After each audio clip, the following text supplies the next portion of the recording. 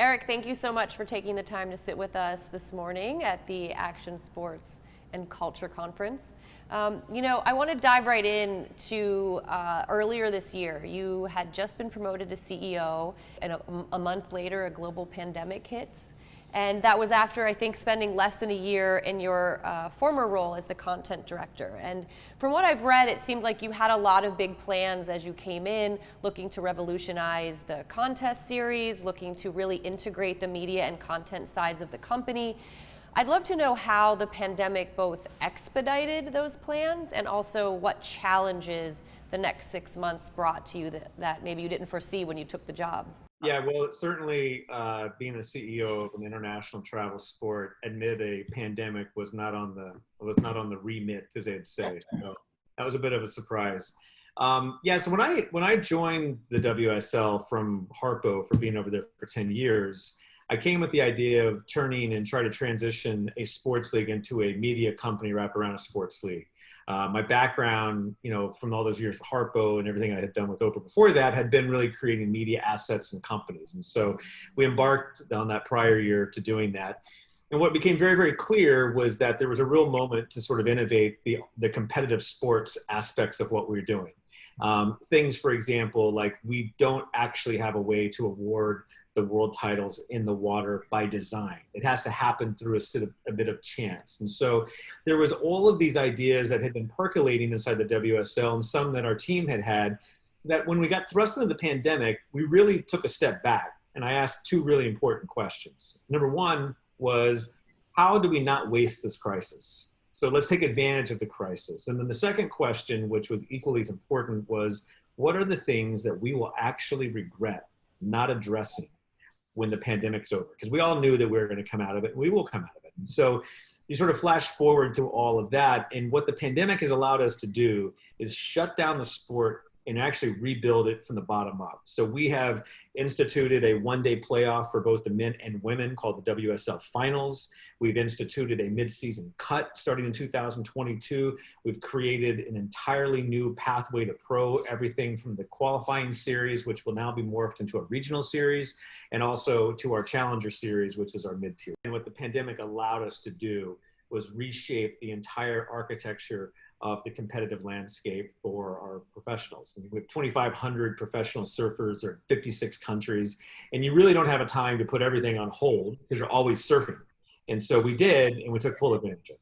So one thing that has emerged in many sports from this time away from competition is the ability for athletes to connect for their fans, build brands, and for leagues and companies to really lean into creating characters of their athletes. The NBA, for example, has done this marvelously for years. So I'd love to know how you all have been able to use this time to promote the athletes of the WSL and both help them grow their brands and then also actively work towards growing the brands of the athletes who compete on the WSL. So the community of surfers is very, very rabid, connected, and they just can't get enough of the people who actually are the surfers. Now, what's been interesting is, for the most part, they always enjoy them on the wave because we're always traveling the world surfing. So this was a really interesting opportunity for us to really build up the depth and also the layers of our surfers. So what we did from a studio perspective is we created a lot of really new, interesting franchises. One is called Lawn Patrol, which is we went to Italo Ferreira's house and we see him with his kids, and we see his boardroom, or Felipe Toledo or Kelly Slater at his trailer at Surf Ranch. So what we've been able to do is actually create intentionally franchises and content with our athletes and profiling them in a way that people have not had a chance to see. So that has two great positives. It has a great positive for our athletes, for their brands and for their sponsors, and also for us within our own ecosystem. Because what happens is we're engaging our fans in a different way. So as we start bringing live competition back, we've added some more density and layers around the type of content storytelling that we have. So in that same vein, how have you all supported your athletes in using their voices in support of social justice initiatives or becoming vocal advocates for causes they feel passionately about? And certainly, seeing Tyler Wright taking a knee at the Tweed Coast Pro in support of Black Lives Matter comes to mind. That was a really impactful moment that really broke through and outside of surfing. Yeah, I mean, starting with Tyler, it was truly profound. And for the viewers who don't know, we had an event, a local event in Australia, and she had written Black Lives Matter on the bottom of her surfboard and took a knee in her heat. There was two other surfers out in the ocean competing in real time. The heat was going on, and she took a knee on the sand for 431 minutes and seconds. I'm sorry, 431 seconds, and that was in recognition of the number of people who have died in police custody in Australia. And it was a beautiful way to sort of connect globally the message of Black Lives Matter. And even if you back up from that moment, from the sport of surfing, we were deeply moved and horrified and trying to figure out how we as a community of surfers can engage with the tragic events of George Floyd, and really trying to facilitate a conversation about social justice, equality, systemic racism. And we as a league came out very strongly against it. We did paddle outs of unity. We held rallies. We promoted more paddle outs, and we support all athletes who are doing that. And fundamentally, as a surfer, what we do is we look at the ocean as a way to really be the through line for equality. No matter what happens in terms of when you paddle out or what happens in an ocean, the ocean sees no discriminatory. And so we draw inspiration from the ocean for that. So that's a bit of our through line as a sport. And all of our athletes who've been outspoken, we've been supporting them as well. And I imagine that also goes a long way to starting to connect with an entirely new audience. One of the interesting challenges you have is trying to attract new viewers, a new audience to the WSL, to the sport of competitive surfing. But surfing has always sort of been a sport that likes to protect itself, right? And so I wonder how you do that, how you grow the sport, how you attract new viewers, but you also do it consciously. So we're very intentional about how we do that. So a couple of interesting things. One is we really look at off-platform opportunities as a way to extend the beauty and the elegance and the challenging physical nature of what our sport has to offer. So one thing that we've done is we actually, through our studio, we have a network television show called Ultimate Surfer that's going to premiere on ABC. It's a competitive series that we partnered with Pilgrim Media, and Kelly was an EP with us. And it's 7 men, 7 women that you don't even know who they are. And they're competing for a chance to compete on our championship tour, much in the same way Ultimate Fighter was for the UFC. So that's one example of how we do it. Another example is by taking the greatest surfer of all time, Kelly Slater, and putting him into epic series we did with HBO for 24/7. It won 4 Emmy Awards, and it's a beautiful way to showcase our talent. The other way we do it too is through equality. We had a great moment where the largest wave ridden recently, and we used science to measure it for the first time ever, was ridden by Maya, who rode a 73.5 foot wave, and it really exploded outside of the mainstream, talking about how a female rode the biggest wave of the year. So what we look for are very authentic narratives that push forward a narrative of how beautiful and how competitive and how wonderful surfing is to reach these new audiences. You're not going to reach them by just showing who, Jordy Smith, who just does a 10, or Owen Wright, or any of these other guys, because as great as they are, they're not into the mainstream. So we have to be where the other audiences are. So we're very thoughtful about where we want to go into. One of the things I've thought a lot about, and I'm sure a lot of folks in your position have thought a lot about, is creativity. The brands, the companies who are really leaning into the creative minds in their offices are thriving right now. They're figuring out ways to pivot. And so I'd love to know what some of your favorite projects maybe coming out of WSL Studios or WSL Countdown, what some of your favorite projects are that have come from the creative minds. Yeah, so I think there's a couple. One really great one is this great series we have coming up with Billy Kemper, who's a big wave surfer who was hurt and went through a horrific experience in Morocco. If we were in the middle of the CT season, we probably would just do a little bit of a piece with Billy. But through the pandemic, we actually were very thoughtful. Now we've told this amazing story that we've been documenting with Billy through the fact of the injury in Morocco, which happened in late February, early March of this year, and his rehab, which has been something short of miraculous. And we'll watch him paddle out at Jaws Piahi, which is the North Shore of Maui. For those viewers who know where it is, it's where 60, 70-foot waves are going off a couple, 3 times a year. He's going to paddle out and not miss a season. And he's rebuilt his knee and his leg. And so if we were in the middle of a CT season, we wouldn't have the time to really be thoughtful about how to tell that narrative. And what we're going to wind up sharing with the world at the end of this year is this beautiful documentary series about that. You know, you mentioned Lawn Patrol. Lawn Patrol is something that clearly we would not have time to do because all of our surfers wouldn't be home. They'd be on airplanes flying around. So that's a really great one that we've done as well. You know, the other thing of it is too, is that we launched an amazing series with Dave Proden called The Lineup. And so, you know, podcasts and the audio explosion that has happened in sports, we're all very familiar with it. And in a very short amount of time, it has now exploded into the #1 surfing podcasts in the world. You know, we have tens of thousands of downloads every week, and Dave is connecting with all the surfers and having these conversations. Those types of things in terms of an innovation would be hard to incubate and start if we were flying around from stop to stop. But now what happens is we've been able to build this foundation of all these great series and thoughtful ways to connect with the viewers and our audience.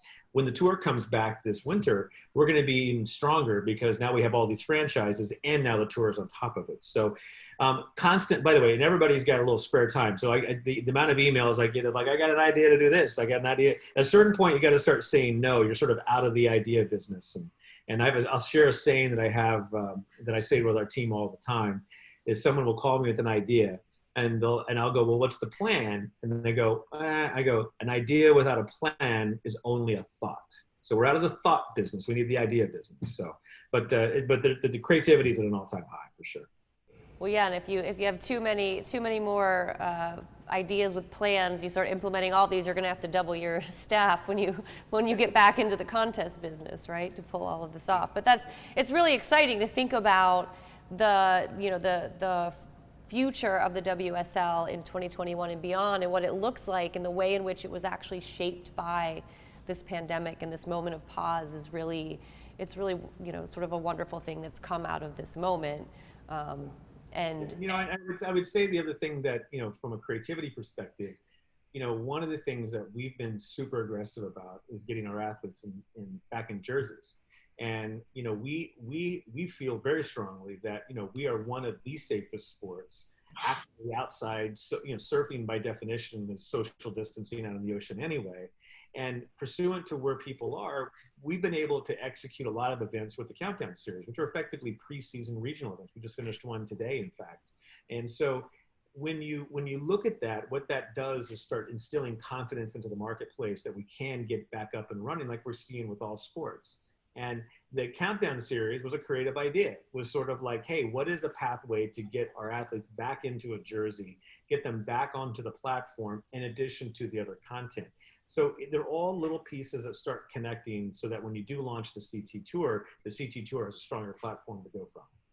You know, you mentioned your employees reaching out with emailing you and having, creative ideas and this incredible sort of back and forth that maybe you wouldn't have had otherwise. I'd love to know what you have learned as a manager during this time. You know, you're also dealing with a staff of people who are going through a really, really difficult time. Everyone is suffering in some sort of way. And so while you're also working with your employees to keep the boat afloat and to look toward the future and create new ideas, you also are managing a lot of people who are going through a hard time. What have you learned in this process that you will take into the future as a manager of a staff? Great question. A lot, actually. I think, a couple of things. One is, I think really like near term, what I've noticed is a lot of people have talked about screen fatigue and sort of the blurring of the lines in terms of like, where does the day end and where does the day begin? And everything just sort of kind of runs together. And so early on in the pandemic, it was somewhat of a novelty. We just sort of did it. But what has really become clear is that you really need to get to your people and you need to tell them to put their screens down. I was a big proponent early on, everybody get on the screen, I want to see everybody. And I actually think that now we're to the place where it's okay to dial in. It's okay to get a break from the screen. Go take your conference call, get out of your house for a walk. I think we forget that, we're very we become sediment, we're all like, sitting like in cement in front of these screens. You need to get up, get moving. You used to have a commute, you used to walk to lunch, and those things have sort of gone by the wayside. So I think there's a double emphasis for me on the mental health that I really haven't thought a lot about. I used to focus so much on culture in our companies, culture meetings, and how you're doing this and how you move through the halls and how you do. In the pandemic, mental health is a serious problem. It is a very isolating experience to shut this conversation down with you and then be back in my house by myself. And I think that's one that you got to call out. And so the second thing of it is I think the connection to your people. I think you need to find ways and pathways to have authentic, real conversations with your coworkers and with your staff, because if they don't feel connected on a human EQ level, you're going to lose them. And the culture is basically non-existent, and I think we were trying to figure out how to do culture. It's just really hard. It's just really, really, really hard. And so I've become more aware about that. And so going forward, I think from my perspective, I think making sure that I'm checking in with my staff, checking in with our employees, and reaching out to them and letting people know genuinely that we care and that we actually appreciate what they're doing. Maybe in the same vein, you mentioned at the very top of the conversation that you came to the WSL from OWN, from Harpo, helped to launch that network. I would be remiss if I didn't ask you what your time working with Oprah Winfrey taught you that you brought into this job. What is something, I read once, and I loved this, that Oprah loved the fact that you surfed, and she called it your church. And it was something, she would say to everyone, Erik will be here at 8 when church lets out. He'll be here, but he has to surf. And I loved that she understood that was such a core part of your, who you were. And so I'd love to know what you learned from her that you brought into this job. Well, we could do like a week-long seminar on that. I mean, I bet. One conversation with Oprah can be 100 lessons. But I'll give you one that I'm very proud of that she taught me, and it's the power of intention. And the way it works is, she would always start every meeting, every show segment back when we were in Chicago together with the Oprah show, like, what is the intention of this? What is the intention? She'd always ask the question of what it is. And the reason why is because it's the anchoring thought for the discussion or the anchoring thought for the interview or whatever it would be.